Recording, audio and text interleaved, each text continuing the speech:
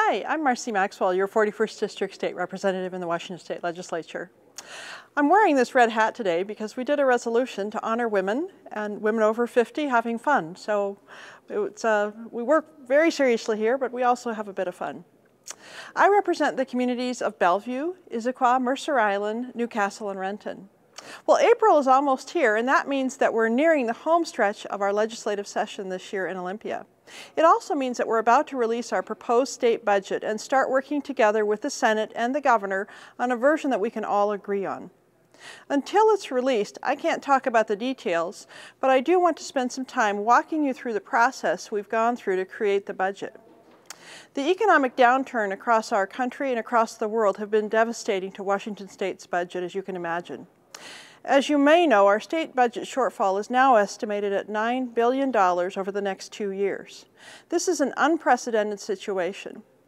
The increasing revenue drop means that we have to make incredibly difficult and painful choices that will be felt across the state, from higher education to health care to natural resources and much more. The budget process started back in December when the governor proposed her budget.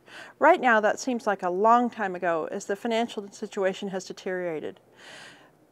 We've used this as a starting point to develop the House's budget.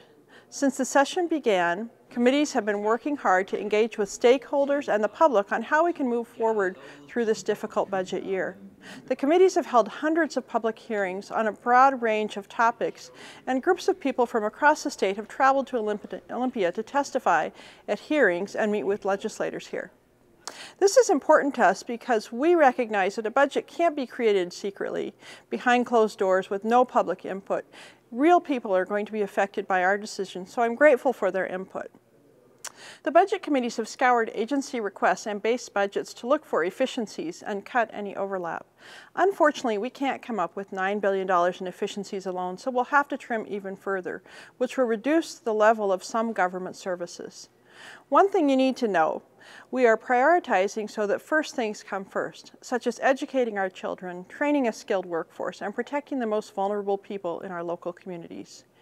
Even though this crisis is testing our most basic values, we can't let tough times become an excuse for sacrificing people and essential services that matter most to our families and our communities. We've already addressed a small but important part of the budget crisis by cutting $730 million from the current budget so that we can end this year on a balanced note. We were also the first state in the nation to approve federal stimulus dollars for transportation, so we're able to keep those important state projects going and create new jobs. I'm confident that together we can weather this storm. Washington is rich with great people and great businesses.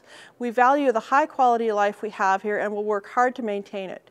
Getting through this won't be easy, but we in the legislature are determined to develop a budget that's balanced, responsible, and doesn't abandon our values. Thank you for watching this update. Please contact me if you have any questions, ideas, comments about our state government, and I'll look forward to seeing you next time.